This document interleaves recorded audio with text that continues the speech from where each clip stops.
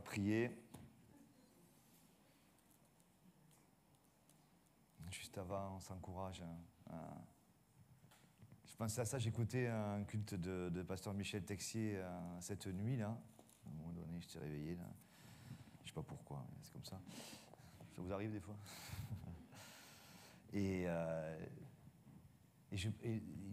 parle du tabernacle en ce moment, il fait une série, et j'étais sur la pensée que... Est-ce que vous vous rendiez compte que Dieu nous parle? Dieu nous parle, Dieu nous adresse. Si on peut rentrer dans le message comme ça, par la foi, hein. Pas moi, hein. Moi, Dieu me parle, Dieu nous parle. Donc moi, je suis juste là pour... Il n'y a pas d'intermédiaire, il n'y a pas de gens au-dessus. Il ne faut pas le voir comme ça, hein. Il n'y a pas d'intermédiaire, je ne suis pas un intermédiaire. Vous avez lien direct. Moi, je vais donner des paroles autour de versets bibliques avec mon tempérament, mon étude, mon expérience. Mais avec le Saint-Esprit. Et ça, c'est le vôtre. Voilà, donc, juste on va prier pour que chacun ici reçoive quelque chose. Si je suis utilisé, gloire à Dieu. Mais ce que vous allez recevoir sera plus important que ce que je pourrais moi-même vous donner. Seigneur, merci pour ta parole ce matin.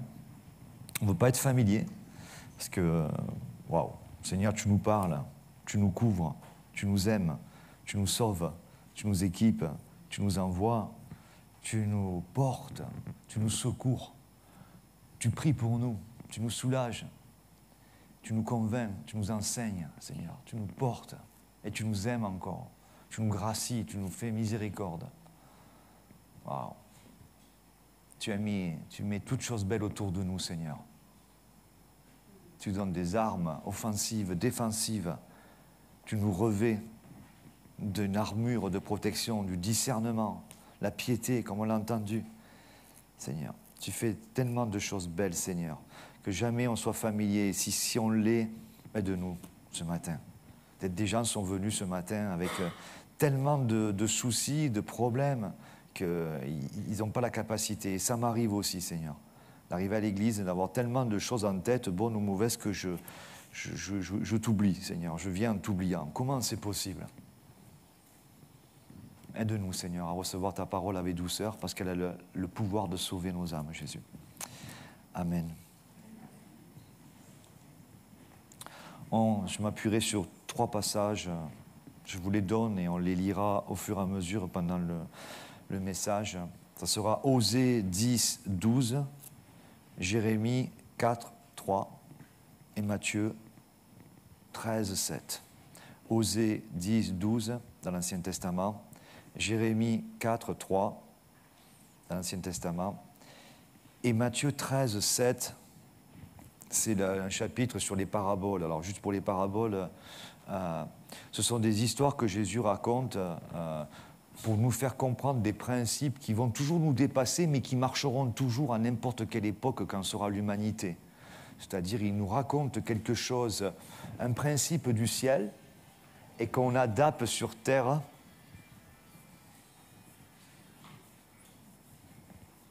À la 3e, c'est expulsion. Hein.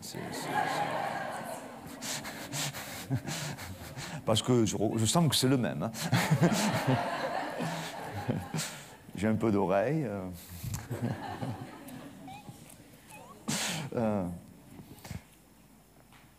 C'était quoi déjà que je disais? Les paraboles, voilà. Donc c'est des réalités célestes qui marcheront à n'importe quelle époque avec l'environnement que nous avons autour de nous. Voilà, donc on verra toujours des choses qui existent. Là, on va parler de la terre, de l'agriculture. Alors même si nous, aujourd'hui, c'est moins présent, ça existe, et on en entend parler tout le temps, mais on en entend beaucoup plus parler au travers des grandes surfaces de l'agriculture et des problèmes qu'il y a, que dans un environnement très proche où beaucoup de gens travailleraient dans l'agriculture. Il y en a, hein. C'est un très très beau métier, de plus en plus dur, mais à l'époque de la Bible, c'était beaucoup présent. Moi, ça me fait penser quand j'étais gamin, j'ai été beaucoup chez mes grands-parents, énormément. J'ai eu ce privilège, ces choses qui se perdent. J'ai passé plus de temps avec mes grands-parents, enfin, dans les journées, qu'avec mes parents. Je voyais que le soir, bien sûr, ils travaillaient. Mais avec mes grands-parents, et mon grand-père avait un jardin, et il plantait toute l'année des choses. Il y avait 1000 mètres carrés de terrain, et tout seul, il plantait. Donc j'étais avec lui, je me suis vraiment régalé. Puis quand il m'avait sous la main, ça lui permettait de me surveiller. C'était beaucoup plus facile pour lui. Donc j'ai planté, j'y mettais les pommes de terre avec un bâton, là, on mettait des trucs. Et puis voilà, j'ai vu tous ces trucs-là pousser. Des fois, je pouvais en manger. Et puis voilà. Et ça me parle, quoi. Là. Et je voyais les premières années où j'étais gamin, il tournait la terre à la main. Puis un jour, on lui a acheté un motoculteur, vous voyez, pour tourner la terre. Évidemment, c'était une grande révolution. Déjà. Et oui, je suis né en 1900. Vous remarquez, les jeunes, ils se disent un motoculteur, c'est quoi? Le premier terme moto, ça me plaît, mais culteur, je ne sais pas trop ce que c'est, ça. Donc c'est un truc qui tourne la terre et qu'on pousse, et voilà. Mais donc les paraboles, ça sera le 3e passage. Et on va commencer par Osée, chapitre 10, verset 12. Si vous n'avez pas l'habitude de la Bible, le temps que vous le trouvez, ça sera fini. Mais je vais donc vous le lire. Je vais donc vous le lire. Écoutez et notez la référence. C'est Osée, chapitre 10 et verset 12, et qui dit: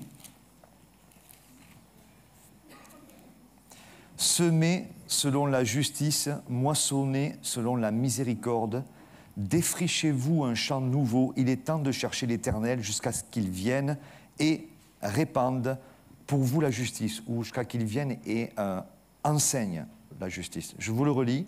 Semer, c'est des mots qu'on va voir, hein. Vous avez déjà la thématique. Semer selon la justice, moissonner selon la miséricorde, défrichez-vous un champ nouveau. Il est temps de chercher l'Éternel jusqu'à ce qu'il vienne et enseigne pour vous ou répande la justice.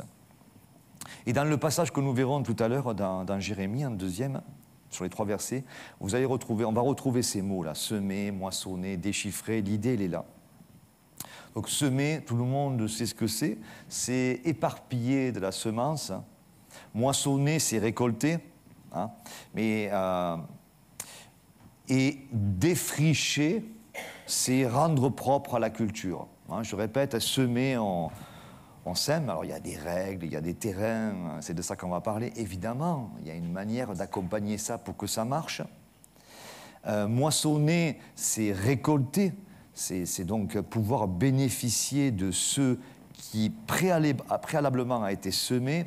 Et défricher, c'est un mot qui va avec, puisque c'est de rendre le terrain propre à ce que ça marche. Voilà, propre à la culture. Et là aussi, il y a des choses intéressantes. Et commencez à noter que le mot culture, il est important pour nous, parce qu'on en parlait avec le groupe de jeunes dans la semaine.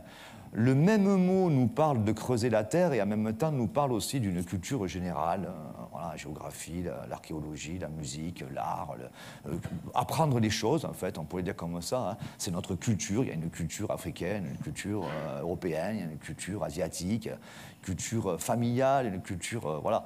Donc, et en même temps, vous voyez ce que ça marche bien, parce qu'en fait, ça veut dire qu'il y a des choses qui ont été plantées, il y a des choses qui ont été semées, il y a des choses qui ont été défrichées, il y a des choses qu'on récolte là-dedans. Et c'est intéressant parce que quand ce mot, il nous explique plein de choses. Parce que quand on arrivera tout à l'heure à la parabole de Matthieu 13, c'est la parabole du semeur. Donc, tout le monde connaît, si vous avez un peu de connaissances bibliques, à peine un peu, en général on l'apprend très vite. Si vous ne connaissez pas, c'est l'histoire du semeur qui va semer.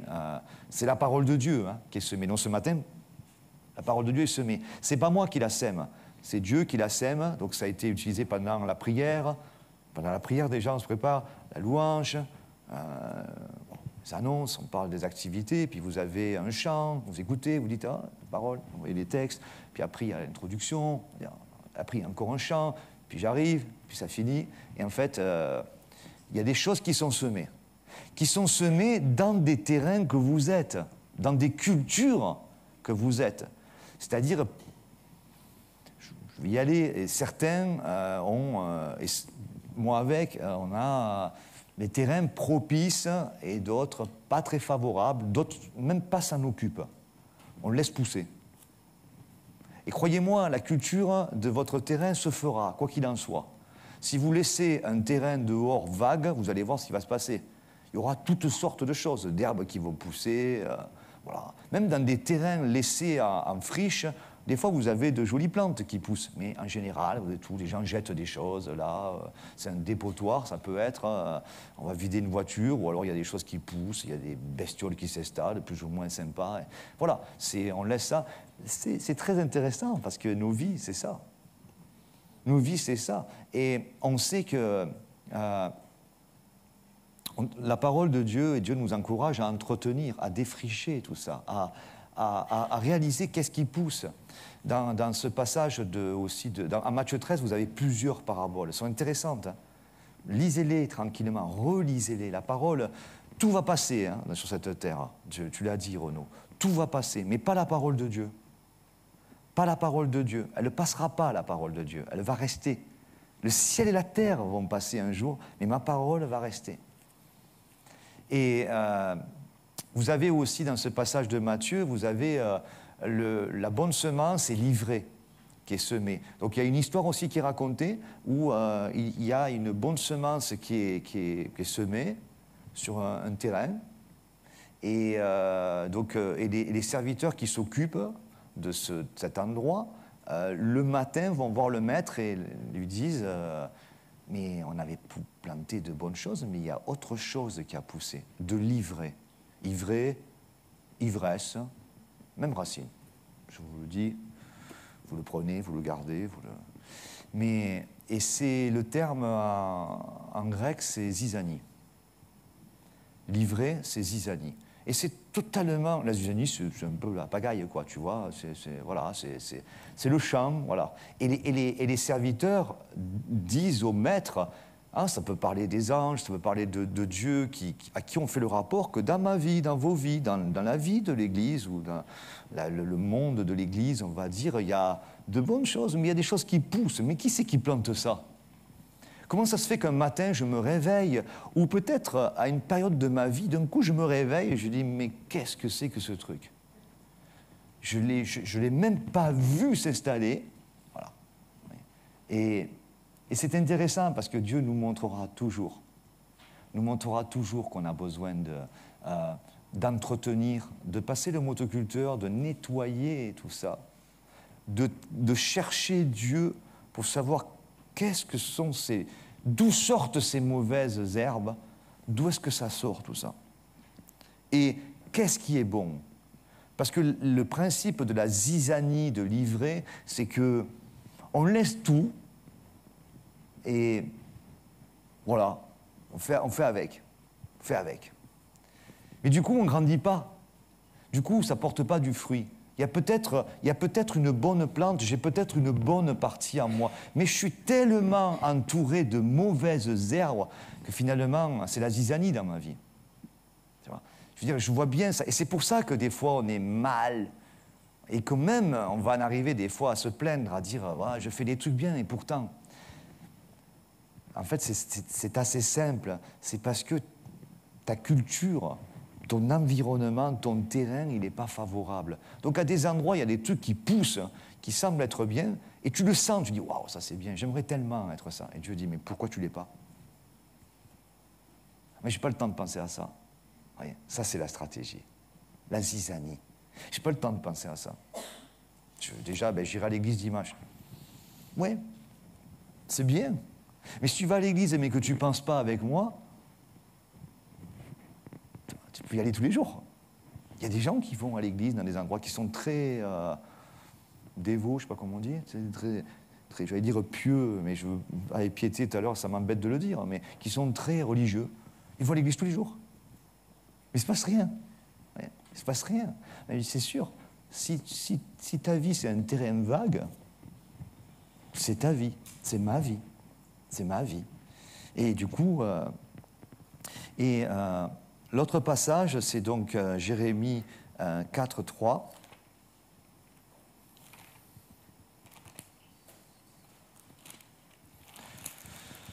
Jérémie 4,3, qui est sensiblement un peu la même chose, mais ça va nous compléter. Car ainsi parle l'Éternel aux hommes de Juda et de Jérusalem, défrichez-vous un champ nouveau et ne semez pas parmi les épines. Cette deuxième partie qui m'intéresse, pour arriver à Matthieu 13. Défrichez-vous un champ nouveau et ne semez pas parmi les épines. Et ça, là, ce que je veux appuyer ce matin, c'est vraiment défricher, c'est le labour. C'est ce champ où on va devoir briser cette terre-là pour la rendre propice à ce que la bonne graine que Dieu plante ce matin, que Dieu peut-être a planté hier, avant-hier, puisse être dans l'environnement parfait pour porter du fruit. Pour porter du fruit. Et ça nous demande une réflexion. Ça demande de la patience, bien sûr. Ça demande de la prière. Ça demande une attention. Ça demande le conseil. Ça demande le regard. Chez qui ça pousse bien? Chez qui ça pousse bien? Je vous parlais de mon grand-père. Bon, moi, je n'ai pas fait ça après. C'était pas mon... Mais je regardais quand même. Je regardais. C'est resté parce que j'ai fait des années, j'ai vu ça. J'ai vu qu'une pomme de terre, ça en faisait 10. Ça en faisait 10. Donc on plantait 40 pommes de terre, après on en avait des kilos. Vous voyez, et c'était dur à sortir, parce qu'il fallait la chercher dessous. La pomme de terre, il faut aller chercher dessous, elles sont sous terre. Et les haricots, et les fruits, et les radis, ça m'étonnait toujours parce qu'il me disait il faut les arroser le matin, l'après-midi, voilà tout ça, parce que sinon ils étaient trop forts à manger, vous savez. Enfin, plein de choses comme ça. En fait, si j'avais fait ça plus tard, si dans ma vie j'avais fait ça, j'avais un exemple. Si j'avais travaillé la terre, j'avais un exemple. Mais quels sont... Nous qui regardons, on dit « Waouh, sa vie, ça marche bien. Hein » Et en plus, si vous creusez un peu, vous verrez que ça marche bien dans sa vie, mais cette personne n'est pas exemptée de problèmes. Hein. Peut-être qu'elle en a même beaucoup plus que vous, en vérité. Peut-être qu'elle en a beaucoup plus que vous, plus grave, plus douloureux. Et pourtant, ça marche bien. Et pourtant, et vous savez, une des clés qui est donnée là, c'est que ce qu'on reçoit, et c'est une des clés, hein, c'est que les choses arrivent de Dieu, et en fait, on est rempli d'épines. Le terrain de nos vies, par moments, et si on ne le fait pas, si on ne nettoie pas, entre parenthèses, je regardais justement à cette époque-là, c'était tous les jours que mon grand-père était le matin. Lui, il était le matin, le soir, bien sûr, en plein soleil, il n'y était pas. Mais à 5 h du matin jusqu'à 8 h, 9 h, j'y étais pas non plus, hein, là. Mais moi, j'allais sur la session de l'après-midi. C'était celle de 17 h, elle était mieux. Mais même dans la journée, il se passait des choses à côté, dans le cabanon, où il rangeait des trucs, il nettoyait des outils et tout ça. Tous les jours. Je l'ai vu vieillir. Et il y allait de moins en moins, et à mesure, la terre, il n'y a eu que quelques endroits qui étaient plantés. Et à la fin de sa vie, il était sur un fauteuil, gloire à Dieu. Mes parents, ma mère et mon père se sont occupés des grands-parents, c'est un cadeau qu'ils ont eu. Mais j'ai vu le terrain, parce que moi j'avais mon local pour faire de la musique dans le même terrain, et j'ai vu le terrain devenir une friche. Petit à petit, les 1000 mètres ont toujours fait 1000 mètres, mais ça devenait 500 mètres qui étaient cultivés, puis 300 mètres, puis il y avait 3 salades, et puis c'était fini. Et ça a repris son droit, on peut dire comme ça. Et c'est exactement pour nos vies, c'est pareil. On s'étonne que je vais au culte, ça fait 2 ans que je vais au culte, je ressens rien. Enfin, ça me plaît ce qu'ils disent, ça m'intéresse, j'en parle après avec des gens, ça marche chez eux, mais chez moi, non. Les épines, les ronces, livrées, c'est livré. Et j'ai bien aimé le mot « défricher » parce que le mot parle de labourage, hein, il y a 2 sens qui sont intéressants de souligner. C'est que le mot a la racine de lampe et de lumière aussi. Intéressant, qu'est-ce que ça vient de faire là? Ouais, mais quand tu nettoies ta vie, tu vas mettre en lumière des choses. Tu vas t'apercevoir que, je ne sais pas ce que c'est ça, mais ça doit avoir un lien avec les trucs qui me plombent dans ma vie. Eh oui, ce sont des épines, ça pique. Ça n'a rien à faire là. Mais déjà, tu peux commencer à penser que ça existe et qu'il va falloir traiter ça. Mais si tu fais rien, et la parole de Dieu, elle a ce rôle de faire « Hé, tu l'as très bien dit, Renaud. Quand on fait ce que je disais juste avant, qu'on dit « ça marche dans sa vie », c'est-à-dire tu mets une valeur sur sa vie et donc toi, tu en as moins que lui. Puisque ça marche chez lui, qui peut-être a plus de problèmes que toi d'ailleurs, hein, mais ça marche chez lui, il semble que son terrain se cultive bien, mais le tien non, c'est-à-dire que toi, tu as moins de valeur que lui. Ça, c'est pas correct vis-à-vis de Dieu. Parce qu'on l'a entendu tout à l'heure, et c'est vrai, ta valeur, qui que tu sois, est inestimable. Dieu ne donne pas la valeur par rapport à tes mérites. Dieu donne ta valeur par rapport à la grâce de Dieu et au sang de Jésus-Christ que tu as accepté. Donc ta valeur, elle est inestimable. Ton terrain, on le disait avec les jeunes, c'est des hectares. Mais c'est un terrain tout neuf que Dieu veut. Et vous savez ce qui se passe, je l'avais là pendant qu'il y a le chant, tu sais, nous, imaginez que ça c'est ma vie, là. C'est le moment du mime.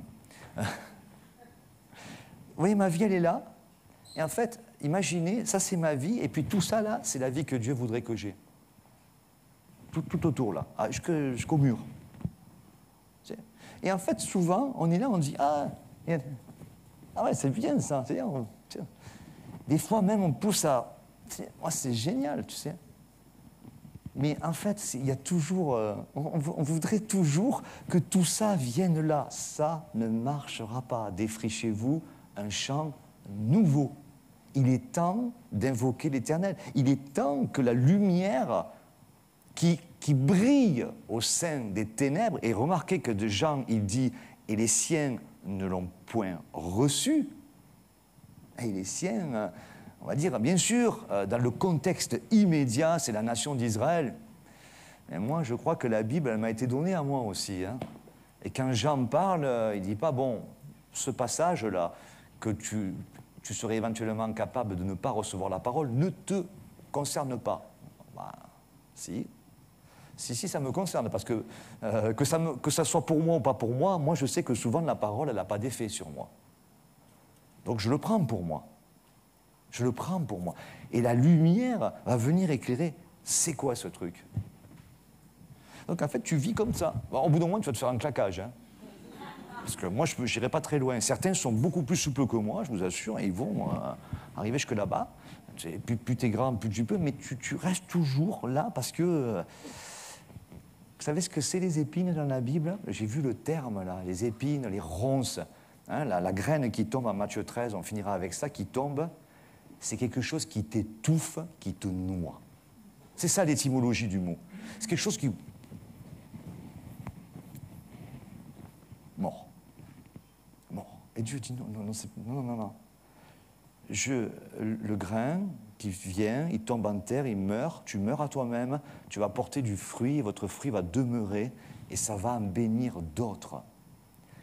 Et donc le terme défricher, c'est-à-dire nettoyer, passer le motoculteur, entretenir, voir ce qui ne va pas, regarder les gens qui ont de l'expérience. Mon grand-père serait là, et je me dirais, tiens, j'ai acheté un terrain, mais qui je vais aller voir? Les grandes surfaces? Non. Parce qu'eux, ils sont dans la consommation. On le sait, voilà, on ne va pas rentrer dans ça. Il faut que les gens ne produisent pas un radis, mais des millions de radis, et si possible, très vite. C'est comme ça que ça marche. J'ai vu des reportages, c'est effarant. Vous savez, moi j'ai vu des poules aussi grandir. Apparemment, aujourd'hui, une poule en une semaine, elle est grosse, elle vous la mangez. Hein.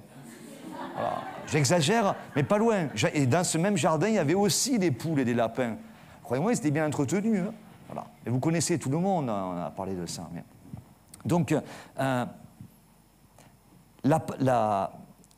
lampe, la lumière défrichée, oui, je disais, si aujourd'hui mon grand-père était là, en forme, et que je décide d'avoir un jardin avec ma famille, j'irais lui demander conseil. Je lui dirais, mais comment, je me rappelle, mais comment tu faisais ça? Et il me sortirait sûrement des astuces qu'aujourd'hui, voilà. Mais c'est pareil. Est-ce que tu avais mal au dos quand même? Ah bah oui, j'avais mal au dos, hein, de faire le jardin, machin. Ah oui, tu dormais pas beaucoup, parce qu'il fallait te lever le matin, puis il faisait chaud des fois dans la journée. Tu vois, ces trucs-là. C'est nos vies. C'est nos vies. C'est nos vies. C'est nos vies. Mais ça marche. Dieu dit, sors. Sors de ce truc-là. Sors. Il est temps. Il est temps de chercher les terrains, de l'évoquer. Et ça parle de cette lumière, le mot défricher, c'est lumière. Et l'autre part, ça parle de le terrain nouveau. Si quelqu'un est en Christ, nouvelle créature. Ne reste pas là. Ne reste pas là. Arrête de faire ça. C'est ça qu'il est question, oui, oui, non, non. Franchement, si tu restes là, tu profiteras mieux de tout ce qui t'embête. Tu vois, tout ce qui t'embête, te fait souffrir. Vas-y, vis-le pleinement. Tu vois, va jusqu'au bout. Tu vois, Mais ce n'est pas pour ça que Dieu t'a appelé. Tu vois. Il y a des spécialistes pour ça, mais ils ne sont pas ici ce matin. Les gens qui... Ce genre de culture-là, il y en a plein. Il y en a plein. C'est la culture de fais comme tu sens. Oh, tu veux pas arroser? Arrose pas. Tu veux pas semer?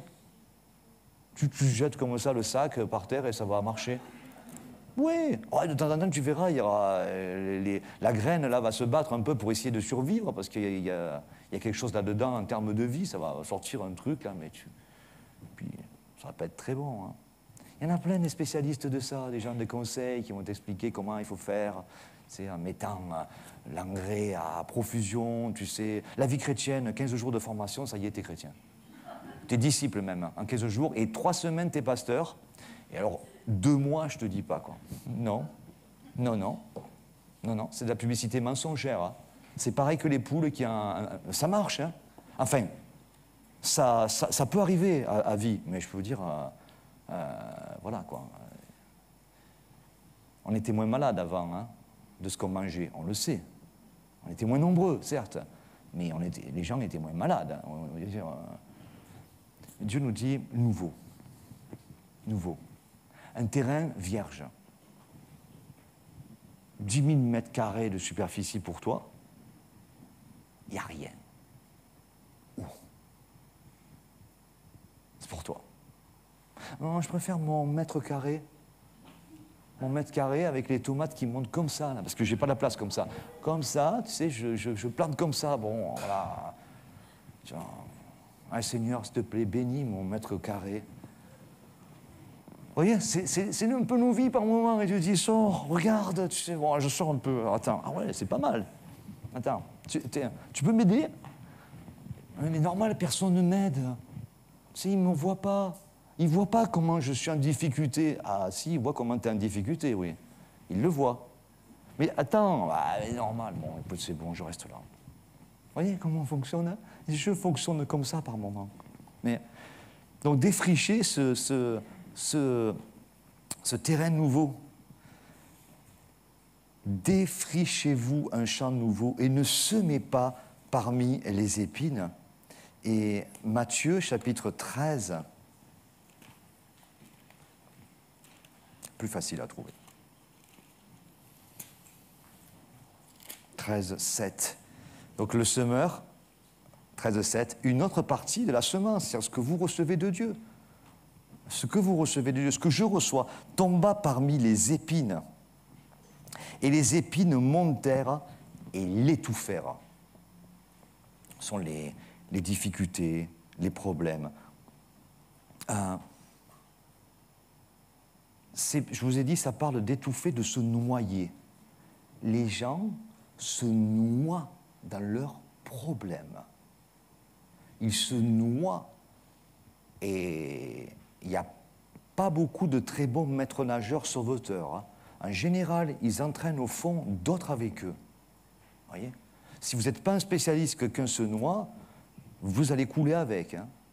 Ouais, je veux dire, c'est sûr et certain. Il ne fera même pas esprit, la personne qui se noie. Il vous entraînera avec, dans la panique.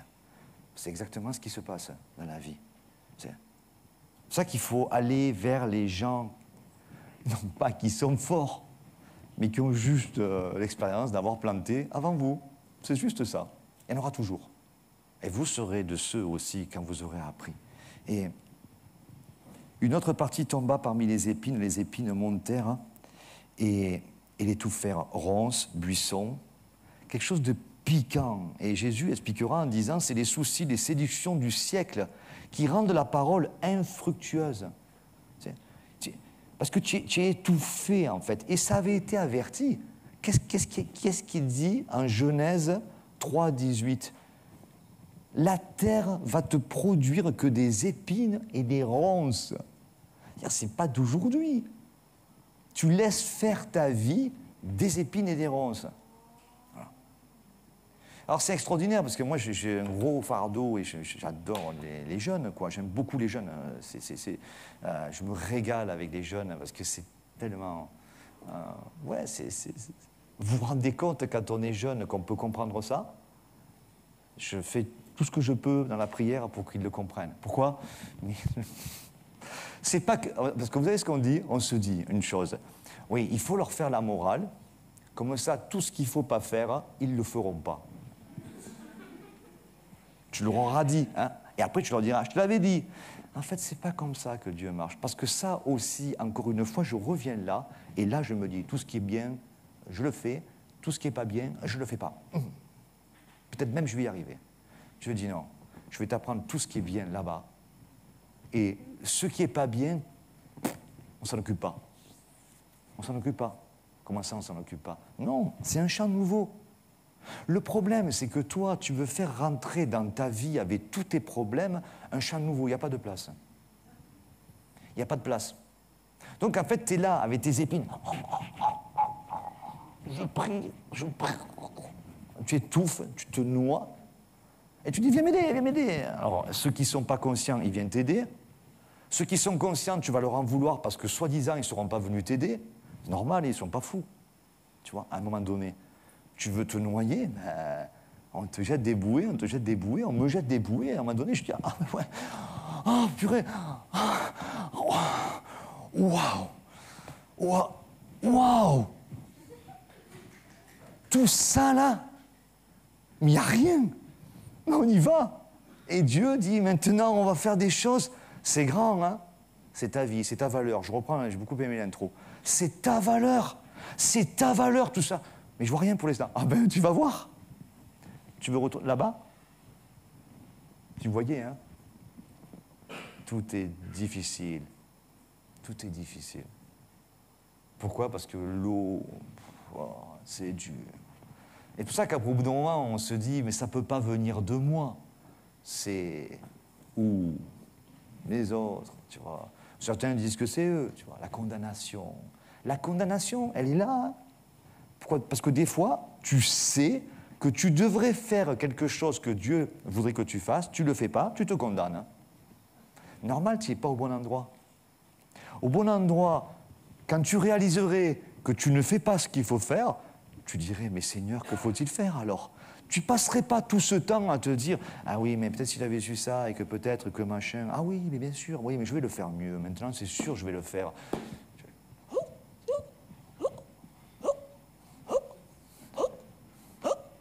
Et là, il dit, bon, tu l'as vu ? Tu le fais pas ? Mais on va faire ce qui est bon. Oui, mais le truc que je ne fais pas bien, on n'en parle plus. Un terrain nouveau.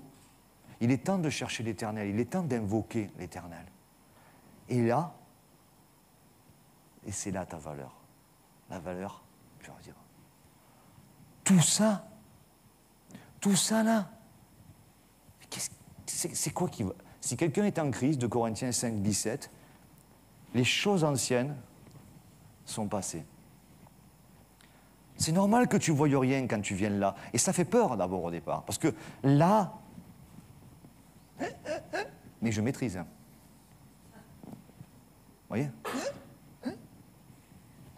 J'ai appris un peu les profondeurs, avec Mayol, tout ça là. Je peux tenir un moment, tu sais. Ah oui, je crois que c'est un champion de profondeur en apnée. Mais où j'ai appris à, je sais pas, à m'en sortir avec des réserves de je sais pas quoi, d'oxygène, ce que vous voulez. Mais au moins, je respire. Ah, le peu, mais c'est moi. Voyez ? Et parce que là-bas, ce qui me fait peur, c'est qu'il n'y a rien. C'est pas ma culture, ça. Non, non, c'est pas ta culture. C'est la culture de Dieu. Ah. Et, excusez-moi l'humour, mais il est plutôt spécialiste. Hein. Lui, il s'y connaît en engrais. Lui, il s'y connaît en saison. Lui, il s'y connaît en profondeur. Lui, il s'y connaît en pluie. Lui, il s'y connaît en le fait de cultiver, de te donner une culture qui vient du ciel. Il s'y connaît. Tu vois, il s'y connaît. C'est le meilleur. Et il a donné les uns comme apôtres, les uns comme évangélistes, les autres comme pasteurs et docteurs pour l'édification du corps de Christ. Voilà. Il a donné ça. Il a formé des gens. Il forme encore ces gens. Il continue à en former d'autres. Et là, tu vas déjà t'apercevoir. Oh, oh mais c'est... Il me fallait un temps, parce que j'avais appris à... Maintenant, je m'aperçois qu'en fait, j'avais peur de ne pas avoir assez d'air, et en fait, il y en a vachement. Qu'est-ce que tu fais là-bas? Viens, parce que là, tu t'étouffes. Tu vois, reste pas là-bas. Tu vois pas l'eau qui monte dans ta vie. Et ça, c'est les soucis. Et vous en avez peut-être fait un peu, mais la plupart du temps, on ne le fait pas exprès, les soucis du siècle. C'est les soucis de ce monde. La terre, vous l'avez en Genèse 3, 18, le sol te produira des épines et des ronces. Et le monde étouffe les gens. Les gens se noient en permanence. Mais les chrétiens aussi, les chrétiens non enseignés, comme ça je vous disais, qui ne se posent pas de questions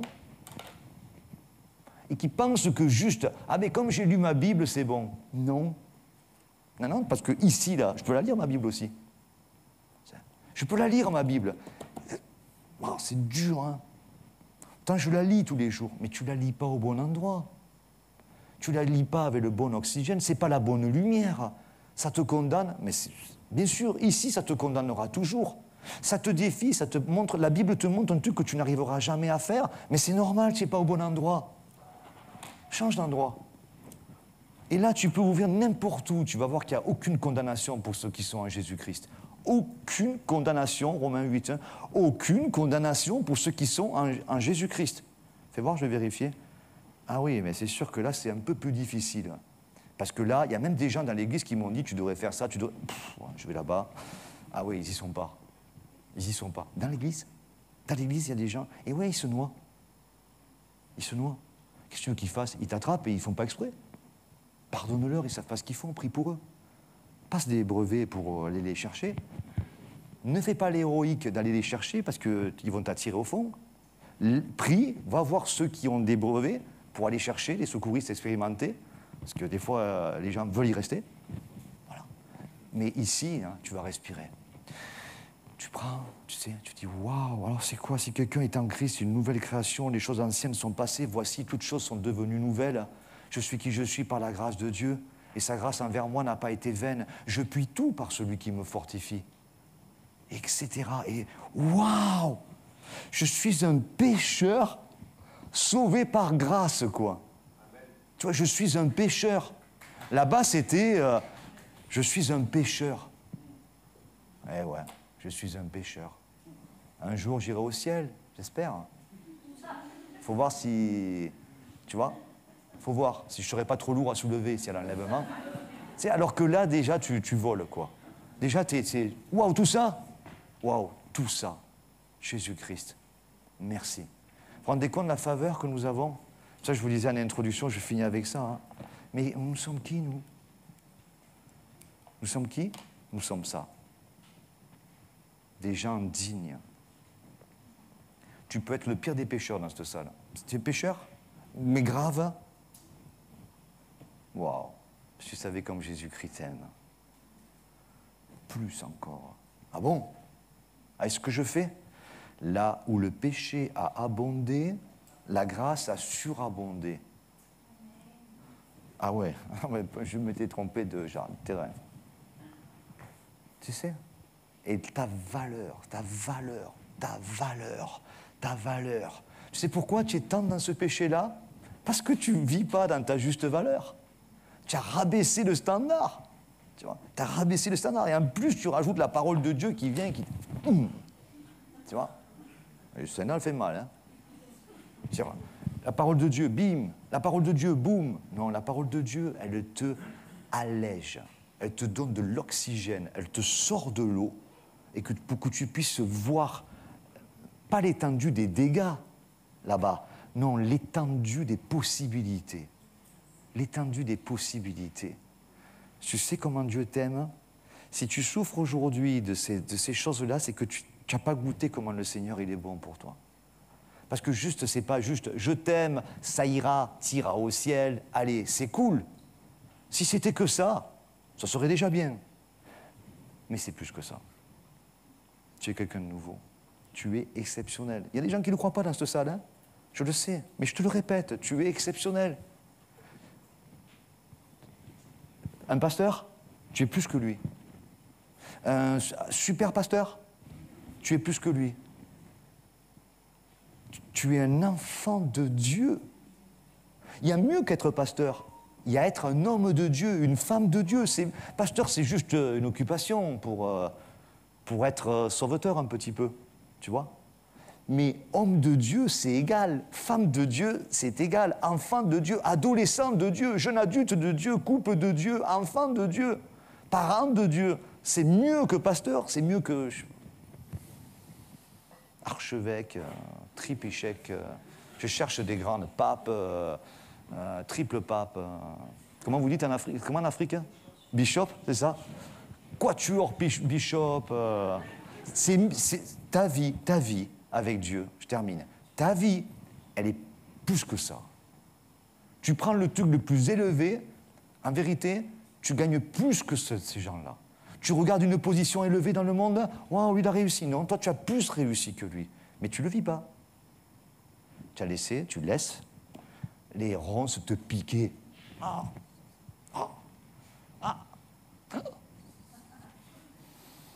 Merci Seigneur pour ta parole de ce matin, Jésus. Si quelqu'un dans cette salle n'a jamais fait de démarche envers toi, ou peut-être que quelqu'un dans cette salle est enraciné dans des trucs qui font mal, tu peux sortir de là. Au nom de Jésus-Christ. Crois-le. Crois que Jésus-Christ est venu te chercher pour te sauver.